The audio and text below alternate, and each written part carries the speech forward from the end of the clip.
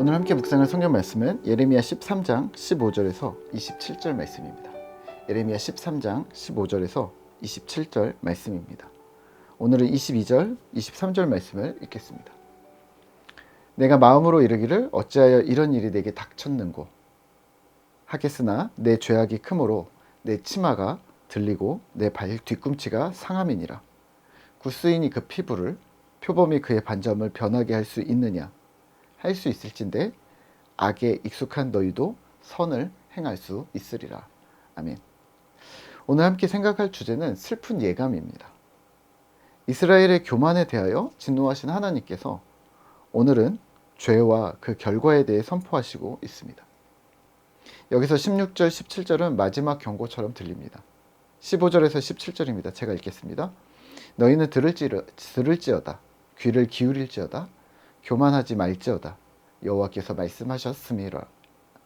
그가 어둠을 일으키기 전, 너희 발이 어두운 산에 거치기 전, 너희 바라는 빛이 사망의 그늘로 변하여 침침한 어둠이 되게 하시기 전에 너희 하나님 여호와께 영광을 돌리라. 너희가 이를 듣지 아니하면 나의 심령이 너희 교만으로 말미암아 은밀한 곳에서 울 것이며 여호와의 양떼가 사로잡힘으로 말미암아 눈물을 흘려 통곡하리라. 아멘. 하나님께서 말씀하시기를 심판이 이르기 전 어서 빨리 돌이켜 하나님께 영광을 돌리라고 합니다. 만약 이를 듣지 않으면 그 교만을 하나님께서 심판하실 것이고 눈물과 한숨이 너희에게 실제 임할 것이라고 선언합니다. 또한 왕과 왕후에게 경고하시고 또 북방에서 심판의 칼, 여호와의 칼이 임할 것임을 예언합니다. 오늘 주목할 부분은 이런 심판에 대해 이스라엘의 반응이 있을 것인데 여호와께서는 그들의 반응이 여전히 완고하고 고집스러운 것이라고 애초부터 단정하고 말씀하시는 뉘앙스입니다. 너희는 안 돼. 뭐 이런 느낌인 거죠. 하나님이 이렇게 얘기하시는 겁니다. 그들이 뭐라고 할 것이 뻔하냐면 이게 무슨 일이냐? 왜 갑자기 나에게 이런 일이 일어났는가? 라고 생각한다는 거죠. 하지만 너희의 죄와 심판은 예견된 것이며 한치의 오차도 없을 것이라고 확정적으로 말씀하십니다. 22절과 23절입니다. 내가 마음으로 이르기를 어찌하여 이런 일이 내게 닥쳤는고 하겠으나 내 죄악이 크므로 내 치마가 들리고 내 발 뒤꿈치가 상함이라. 구스인이 그 피부를 표범이 그의 반점을 변하게 할 수 있느냐? 할 수 있을진데 악에 익숙한 너희도 선을 행할 수 있으리라. 아멘. 본인은 아니라고 해도 하나님의 말씀은 내 죄악이 크다. 구스인, 흑인이죠. 흑인이 스스로 희귀할 수 있는가? 표범이 자신의 몸의 얼룩을 스스로 바꿀 수 있는가? 불가능하다. 흑인도 불가, 표범도 불가한데 너희가 선을 행할 수 있겠다고? 어디 해볼 수 있으면 해보라고 지금 사실 불가능하다는 말씀을 하고 계신 겁니다. 하나님은 이스라엘의 범죄와 패역함, 배반함에 대해서 단정해 버리셨고 너희는 바꾸지 않을 것이라고 선언해 버리십니다. 그래서 조금 섭섭하죠. 여기서 우리는 이렇게 항변할 수 있습니다. 하나님 그래도 혹시나 갑자기 이상하게 돌아올 수도 있지 않을까요? 라고 질문할 수 있습니다. 큰 고통을 당하거나 인생의 허물을 깨닫는 어떤 시점에 이르면 주께로 돌아오지 않을까 하는 아주 약간의 희망의 여지를 둡니다. 하나님께서 너무 매정하게 안 돼 라고 하시는 것 같아서 그래서 섭섭한 마음이 있는 거죠. 하지만 하나님께서 이렇게 말씀하시는 이유가 있습니다. 그들의 죄악 때문입니다. 25절입니다. 여호와의 말씀이니라.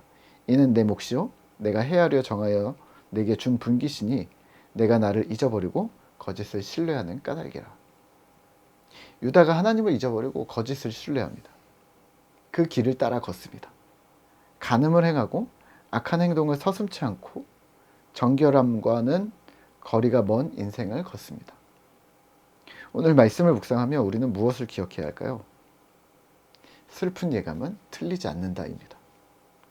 사실 유행가 가사인데요. 슬픈 예감이 틀려야 기대도 갖고 반전의 소망도 갖게 되는데 슬픈 예감이 틀리지 않는답니다.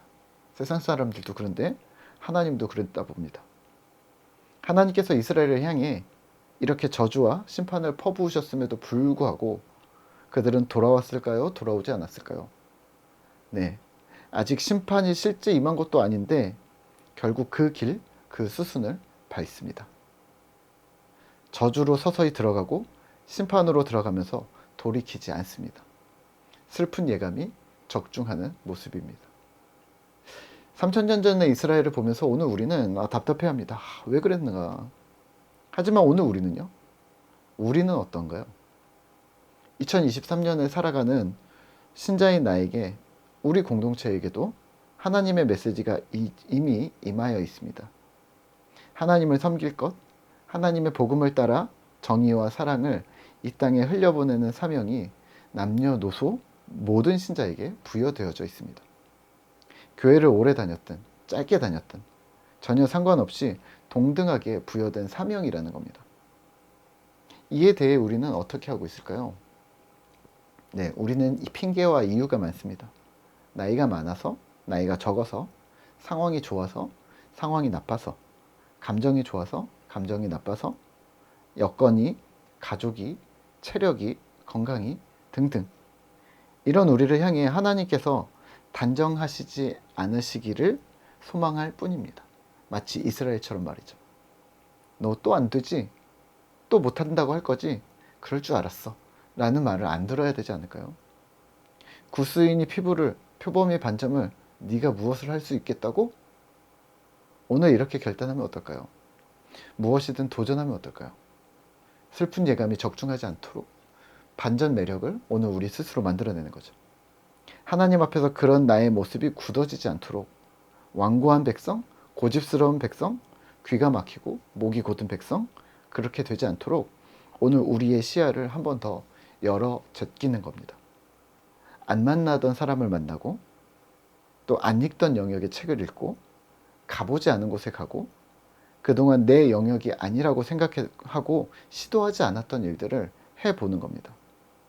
그런 일들을 한 번, 두 번, 세 번, 10번까지만 하시죠. 거기서 어쩌면 우리는 하나님의 뜻을 새롭게 발견할 수도 있을 겁니다. 또는 하나님이 나를 보시면서 얘가 왜 갑자기 이래? 라는 목소리를 듣게 만든다면 당신은 오늘 성공한 겁니다. 뻔한 백성이 되지 않기, 어김없는 예상 적중 되지 않기, 그렇게 주님 안에서 날마다 새로운 삶을 살아가는 즐거운 꿈터 성도 되시기를 기도합니다.